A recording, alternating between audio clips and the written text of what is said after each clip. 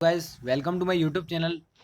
Guys आज इस video में मैं लेकर आ चुका हूँ रस, जो 12th क्लास में 2 मार्क्स के पूछे जाते हैं।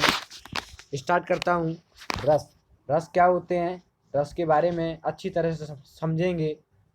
ऐसे क्वेश्चन कर लिया जाता है कि निम्न में से किसी एक रस का लक्षण, उदाहरण व स्पष्टीकरण सहित लिखिए। तो रस कितने प्रकार के हैं? रस हमारे पास 5 प्रकार के होते हैं। अगर आपने अलंकार वाली वीडियो नहीं देखी है, मैंने अलंकार वाली वीडियो की लिंक डिस्क्रिप्शन बॉक्स में डाल दी है, आप वहां से देख सकते हैं। वो भी 2 मार्क्स में पूछा जाता है, आप उस वीडियो को देख सकते हैं। तो आज इस वीडियो में मैं रस के बारे में समझाने जा रहा हूँ। तो रस मैंने बताया था 5 प्रकार के होते हैं। कौन कौन से? श्रृंगार रस, वीर रस, करुण रस, हास्य रस एंड शांत रस। तो समझते हैं। यह क्वेश्चन ऐसे ही बन सकता है, श्रृंगार अथवा वीर रस का स्थायी भाव के साथ उसकी परिभाषा अथवा उदाहरण लिखिए। ये मार्क्स इधर दिया है, 2 मार्क्स का आता है। 1 मार्क्स मिलता है इसके परिभाषा की और 1 मार्क्स मिलता है इसका स्थायी भाव और उदाहरण क्या, स्थायी भाव और उदाहरण का। तो चलते हैं हम आगे। सबसे पहले समझेंगे रस क्या होता है। रस की डेफिनेशन नहीं आती है, परंतु रस को समझ लेते हैं क्या होता है। परिभाषा: कविता, कहानी, उपन्यास आदि को पढ़ने या सुनने एवं नाटक को देखने से जो आनंद प्राप्त होता है उसे रस कहा जाता है। फिर से, कविता कविता कहानी, उपन्यास आदि को पढ़ने, हम 3 चीज़ों को पढ़ते हैं, कविता, कहानी, उपन्यास आदि को पढ़ने या सुनने से एवं नाटक को देखने से जो आनंद प्राप्त होता है उसे रस कहा जाता है। रस निम्नलिखित प्रकार के होते हैं। नंबर 1 होता है श्रृंगार रस। आज श्रृंगार रस की बारी देखते हैं। नायक और नायिका के मन में स्थिति, रति या प्रेम। जो श्रृंगार रस होता है उसका स्थायी भाव होता है रति। श्रृंगार रस का स्थायी भाव होता है रति। तो यह प्रेम जब रस की अवस्था को पहुंचकर आस्वादन के योग्य हो जाता है वह श्रृंगार रस कहलाता है। आप फिर से समझ सकते हैं कि नायक और नायिका के मन में स्थित रति या प्रेम जब रस की अवस्था को पहुंचकर आस्वादन के योग्य हो जाता है वह श्रृंगार रस कहलाता है। इसका स्थायी भाव रति होता है। श्रृंगार रस निम्न 2 प्रकार के होते हैं। नंबर 1 होता है संयोग रस, संयोग श्रृंगार। तो जिसे बोल सकता हूं मैं, संयोग काल में नायक और नायिका की पारस्परिक रति को, रति मैंने बताया था श्रृंगार रस का स्थायी भाव होता है, जिसे संयोग श्रृंगार कहा जाता है। इसमें संयोग का अर्थ सुख की प्राप्त करना, सुख की प्राप्ति करना। उदाहरण के लिए मैं समझ सकता हूँ, कर मुद्री की आरसी प्रतिबिंबित प्यों पाए, पीट दिए निर्धक लखे, इकटक ढीठ लगाए। बिहारी जी का ये दोहा है, आप समझ सकते हैं। बिल्कुल सिंपल एग्जाम्पल है, इसे आप बोर्ड एग्जाम में लिख कर आ सकते हैं। फुल मार्क्स मिलेंगे, एक एग्जाम्पल के मिलते हैं और एक परिभाषा के नंबर, तो आपके नंबर हो जाते हैं पूरे 2। और स्पष्टीकरण पूछ लिया जाता है, तो स्पष्टीकरण कैसे लिखेंगे?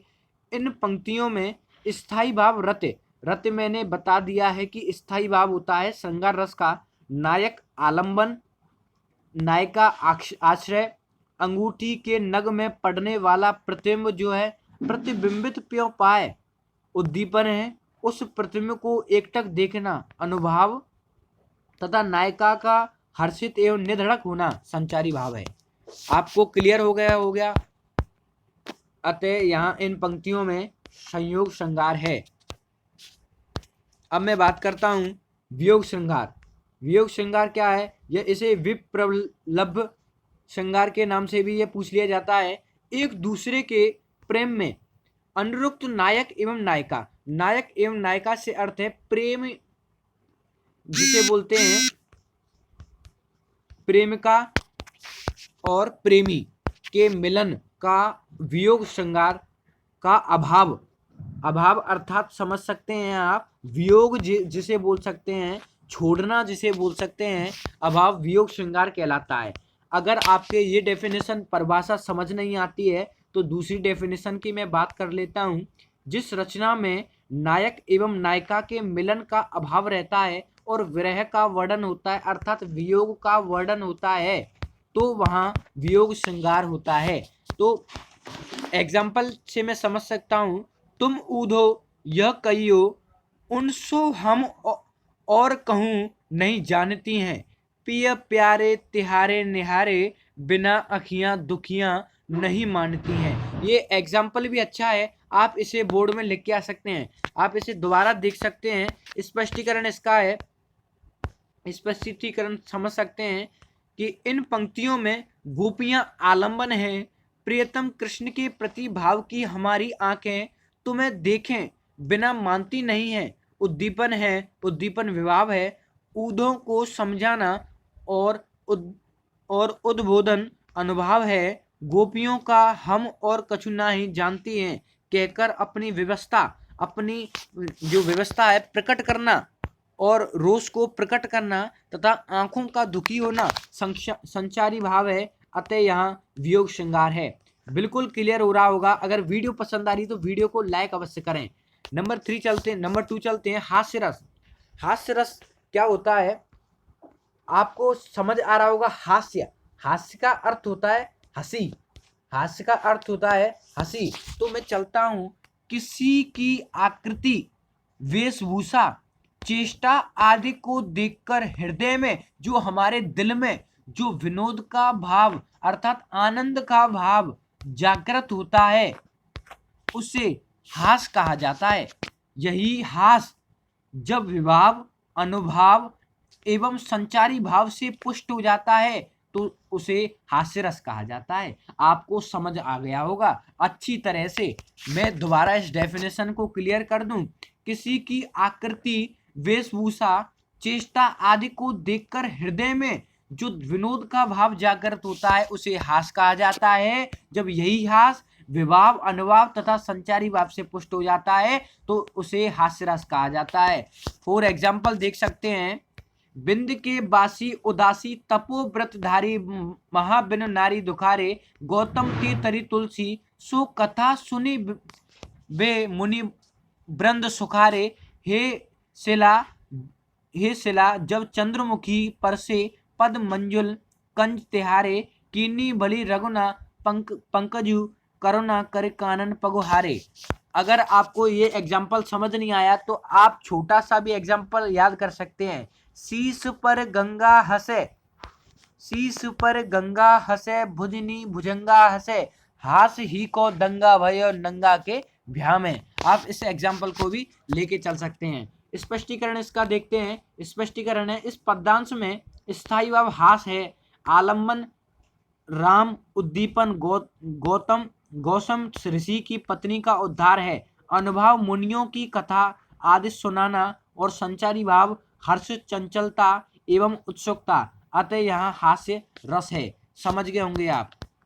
या दूसरा भी एग्जाम्पल ले सकते हैं, नाना वाहन नाना वेशा विहंस विहस शिव समाज निज देखा को मुखहीन विपुल मुख काहू बिन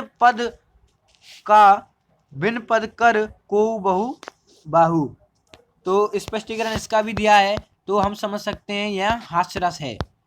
तो अब मैं बात करता हूं नंबर 3 करुण रस। करुण रस क्या होता है, किसी भी प्रिय वस्तु व्यक्ति आदि के अनिष्ट की आशंका अथवा इनके विनाश से उत्पन्न क्षोभ अथवा दुख की संवेगात्मक स्थिति को करुण रस कहा जाता है।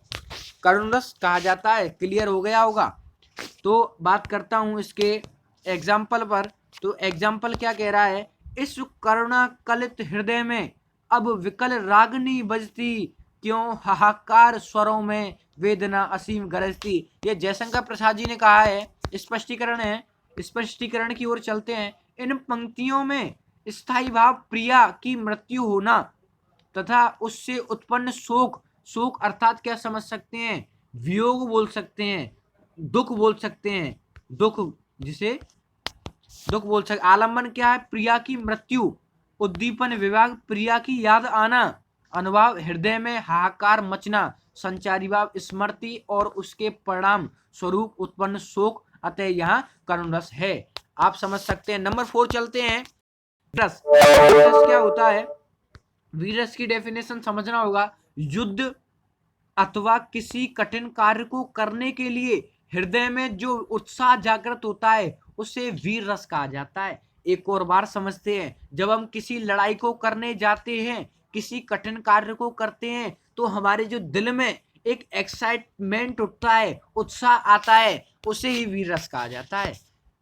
एग्जाम्पल अर्थात उदाहरण देख सकते हैं। साजी चतुरंग सेन अंग में उमंग धरी सरजा शिवाजी जंग जीतन चलते हैं, ये भूषण जी ने कहा है। आगे चलते हैं, आगे इसका स्पष्टीकरण देखते हैं। हमें इसका स्पष्टीकरण भी आवश्यक है, क्योंकि मैंने बताया था 1 नंबर परिभाषा का मिलेगा तो 1 नंबर उदाहरण और स्पष्टीकरण का मिलेगा, जब ही आपके 2 मार्क्स हो पाएंगे। 2 मार्क्स मैंने अलंकार क्लियर करा दिया है, वीडियो को उसको भी देख लेना। अगर वीडियो पसंद आए तो लाइक भी करना। तो आगे चलते हैं, स्पष्टीकरण। इन पंक्तियों में स्थायी भाव युद्ध विषयक उत्साह जो एक्साइटमेंट है, आलंबन शत्रु है, अनुभाव चतुरंगी सेना को सजाना और अंगों में उमंग का होता है, संचारी भाव उमंग, अतः यहाँ वीर रस है। समझ में आ रही होगी आपके। स्टार्ट करता हूं। शांत रस लास्ट रस है, आपको सभी रस समझ में आए होंगे, ये लास्ट है, इसे देखते हैं। शांत रस क्या होता है, डेफिनेशन भी क्लियर है। तत्व ज्ञान संसार की क्षण भंगुरता तथा सांसारिक विषय भोगों की असारता से उत्पन्न होने वाले वैराग्य से शांत रस की उत्पत्ति होती है। एक और बार देख लेते हैं, कोई दिक्कत नहीं है। तत्व ज्ञान संसार की क्षण भंगुरता तथा सांसारिक विषय भोगों की असारता से उत्पन्न होने वाले वैराग्य से शांत रस की उत्पत्ति होती है। उदाहरण समझ सकते हैं। मन मस्त हुआ फिर क्यों डोले, हीरा पायो गांठ गठियायो, बार बार बाको क्यों खोले। स्पष्टीकरण देखते हैं इसका। इस पद में स्थायी भाव निर्वेद है, आश्रय ईश्वर विषय या कवि, उद्दीपन ईश्वर भक्ति या वह सुलभ वातावरण, अनुभाव ईश्वर की भक्ति में लीन होना, गाना, संचारी भाव प्रसन्नता विस्मत आदि प्रकट करना, अतः यहाँ शांत रस है। मैं आपको बता दूं जो मोस्ट इम्पोर्टेंट हैं, आप इनको मोस्ट इम्पोर्टेंट मैंने जो 4 बताए थे अभी, 4 को आप कर लो अच्छी तरह से, आपके 2 मार्क्स आराम से आ जाएंगे। 5वें को मत करो। अगर आपको समझ में नहीं आया तो आप दोबारा भी देख सकते हैं वीडियो को। तो अगर आपको वीडियो पसंद आई हो तो वीडियो को लाइक करें और चैनल को सब्सक्राइब करें, जिससे कि मेरी आने वाली वीडियोस की नोटिफिकेशन आप पर सबसे पहले पहुंचे। Thank you watching my video. Thank you.